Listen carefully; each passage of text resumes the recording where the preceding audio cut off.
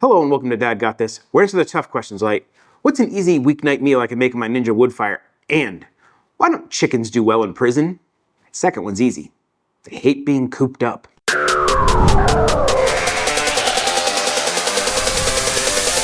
I love cooking barbecue. Long cooks where you get to really finesse the food. Maybe you have some drinks while you're doing it.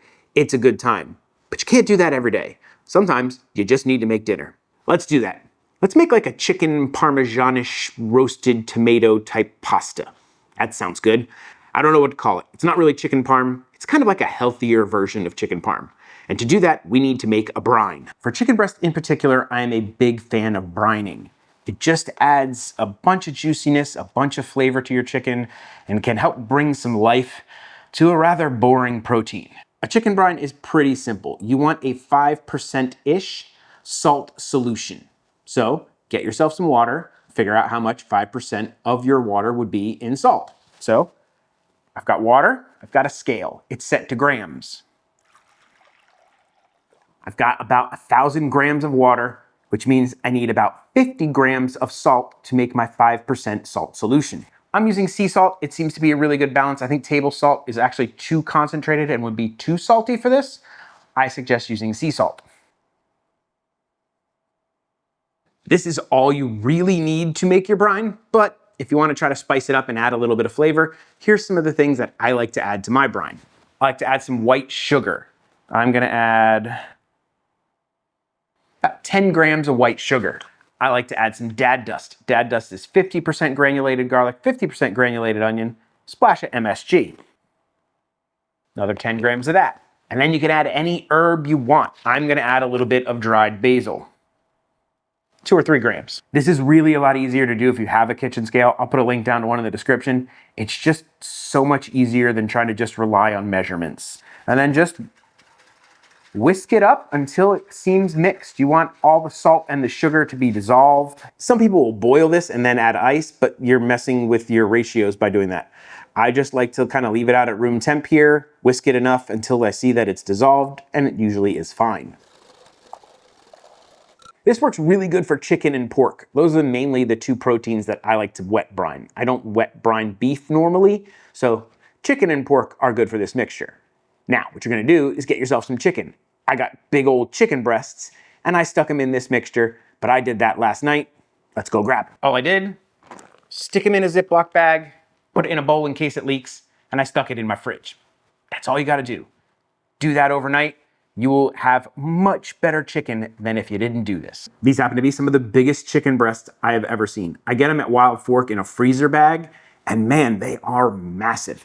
So for this demonstration, I'm just gonna cook one of them, but you can cook as many as you would want. The first thing we're gonna do is try to remove some of the brine and the moisture from the chicken. Just give it a pat dry. You will notice a lack of herbs in my brine. I forgot to put in the basil last night, so we'll just put basil on it now. For seasoning, we're gonna hit it with a little bit of avocado oil. You could get away with extra virgin olive oil, but it's not the best for cooking.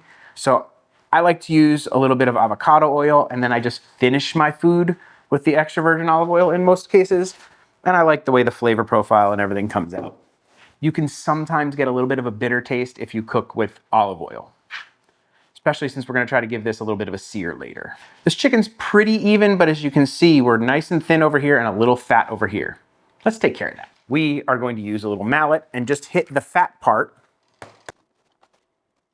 And now, as you can see, we are way, way more even. We're gonna take it, we're gonna hit it with a little bit of dad dust because I love this and it goes on just about everything I cook. Some pepper. This is a peppercorn mix. It's got green and pink and a couple other peppercorns in it. It's pretty nice. A little bit of dried basil. Nothing crazy. We're going for kind of an Italian flavor profile on this. That's it for our chicken. Now we are gonna do some cherry tomatoes to go with this chicken. Let's go grab those. I have a bowl. I have some cherry tomatoes. This is 1 pint. Most of a pint because I use some of them for something else. But mostly a pint of cherry tomatoes. Hit it with some oil. A little bit of dad dust. Pepper. Basil.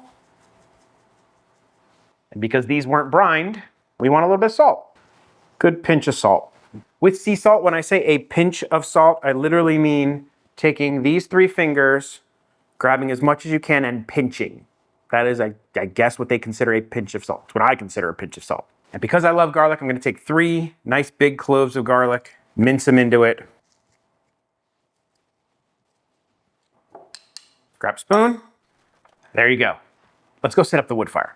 For this first stage, we are gonna set the wood fire up for a smoke. We're gonna do it at about 250 degrees Fahrenheit, just to add a little bit of smoky flavor. This chicken is pretty thin, so it's not gonna be in there very long. Grab your pellet hopper and fill it with pellets. I'm using some charcoal pellets. And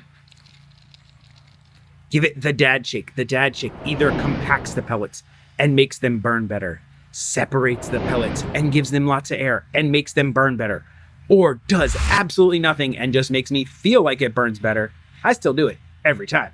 Now, we're gonna go put this in the wood fire. I have my air fry basket and my flat top in there at the moment. Now, since I'm not using my favorite smoking pecan pellets and I'm using the charcoal pellets, I'm not gonna put the food in the ignition setup. You can get a little bit of a burned, acrid taste by doing that with these pellets. I've never had that happen with the smoking pecans, but I'm gonna avoid it with these. Now that we're ready, we're gonna throw the food in. Keeping the chicken separate from the tomatoes. See you in 30 minutes. Our 30-minute smoke is up. Let's see how it looks and check the temp. That went a little quicker and a little hotter than I wanted. We're at like 160. I think we'll still be okay since we brined it. So let's take them out and go to our final step. Now we're gonna set it to grill high and get a little bit of color on this and melt some cheese. It's been about 8 or 9 minutes. Let's see what temp we're at. We're only at about 350, but I just want to get a quick sear on this, so I think we'll be fine. Hit it up with some oil. Let that oil heat up a little bit. Pop that chicken down. Drop a weight on it. We're gonna also get these guys on there. About a minute. Flip that guy over like that. We're going to top it with some provolone, and then we are going to switch the wood fire over to broil, 500 degrees Fahrenheit. It's going to broil for about 4 minutes.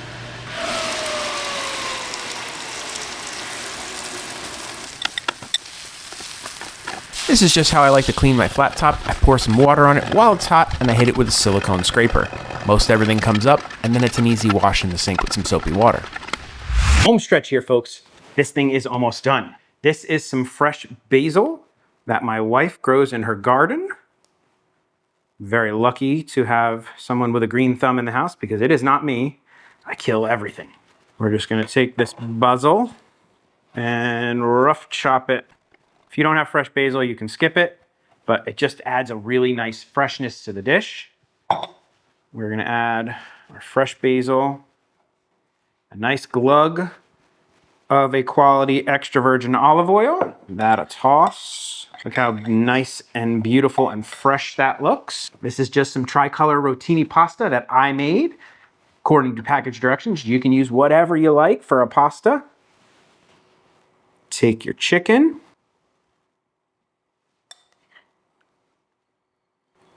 Pop a couple on top of the chicken. That amazing olive oil. And finish it with some pecorino Romano cheese. I like pecorino Romano over Parmesan. Got a little bit more of a bite. I like it. And there you go. A wonderful, easy, fresh chicken meal. 45 minutes maybe, less than an hour. You could do it faster if you skip the smoke step, but this looks great. Let me get some pictures and then I get to try it. Beauty shots out of the way. Now we can dig in. See what our chicken looks like on the inside there. Still looking juicy. Not really overcooked. Ooh, cut nice. A little tomato, a little chicken. Cheers. Oh man. I was worried the chicken was gonna come out overcooked. It didn't. It is absolutely perfect. Yeah. Fantastic. No notes. I was originally thinking I might change the way I did it, smoke it less, grill it more. No, this I'm 100% happy with. I get all of my chicken parm vibes other than that crispy crunch, but I'm trying to eat a little healthier, so this makes perfect sense for me. If you would like the recipe, it is going to be on the website, dadgotthis.com, link in the description. If you are enjoying this content, please do the likey subscribe thing. YouTube loves it when you leave a like. I love it when you leave a comment. I answer just about every comment in my comment section. You really want to support the channel? Consider becoming a member. 24-hour early access to videos, shout outs, producer credits. Sometimes you get extended member cuts, all kinds of fun stuff. But if you can't, subscribing would be enough. So I hope you enjoyed this quick little weeknight Woodfire meal. If you're looking for more Woodfire recipes, I have a cookbook. I wrote a Woodfire cookbook called Bad Jokes, Good Food. It should be linked in the description. It should be out by now. If not, please stay tuned and I'll be making an announcement very soon. It has like over 24 of some of my best recipes, a couple stories, a bunch of bad jokes, and some great photos. So if you're looking for that and you'd like to support me, please pick one up. With all that out of the way, I guess there's only one question left to answer. Why was the chicken good at guitar? Because he was really plucky. Yeah, pretty bad. Dad might tell horrible dad jokes, make fantastic Woodfire weeknight meals, but one thing Dad will never do is an outro. So that's it. Bye. This is the part where I thank all of my members. You guys are the absolute best. Thank you so much for your support and rock on. I don't know why I said rock on, but rock on.